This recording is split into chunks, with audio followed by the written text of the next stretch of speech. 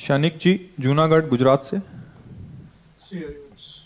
राधा वल्लभ श्री हरिवंश। दंडवत प्रणाम महाराष्ट्री। महाराष्ट्री, पिछले 5 सालों से जीवन में अंधकार छाया हुआ है, कभी भी सफलता नहीं मिल रही है। जीवन में आगे क्या करूं क्या ना करूं समझ नहीं आ रहा। सफलता किसे माना है आपने? महाराज जी, श्री जी मैं पढ़ाई पूरी की और मैंने श्री जी से कहा कि मैं अब क्या करूं। तो उन्होंने मुझे कुछ संकेत दिए थे कि आप सरकारी में जाइए और प्रभु की सेवा करिए।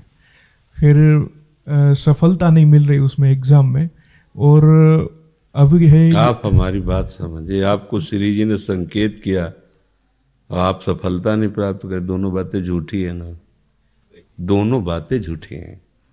आप सत्य को स्वीकार कीजिए। श्री जी के संकेत को आप जानने लगे। आप श्री जी के संकेत तो तभी जब आप उनकी मन की बात जान लेना, तो आप कितने बड़े सिद्ध हो गए।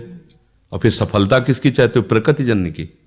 आप श्री जी के संकेत को जान जाओगे तो श्री जी के प्रेम की सफलता चाहोगे, लोकवत नहीं। और ये लोक की सफलता, सुनो पहले, प्रारब्ध के अधीन है। इसकी सफलता के लिए श्री जी से प्रार्थना मत करो, हमारी बात समझना। विद्यारण्य जी एक बहुत बड़े महापुरुष हुए हैं।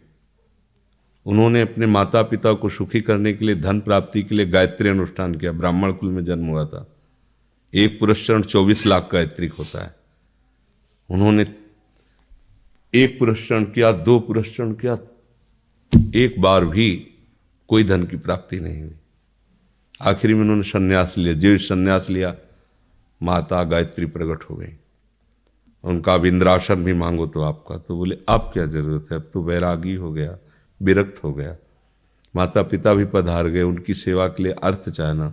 23 पुरस्चरण किए, और आप तब नहीं आए। तो उनका तुम्हारे अनंत जन्मों में ऐसे 24 महापाप थे जिनके कारण मैं नहीं आ पा रही थी। अब वो 23 पुरण से चरण से नष्ट हुए, पुरस्चरण से, और 24वां तुमने संन्यास लिया।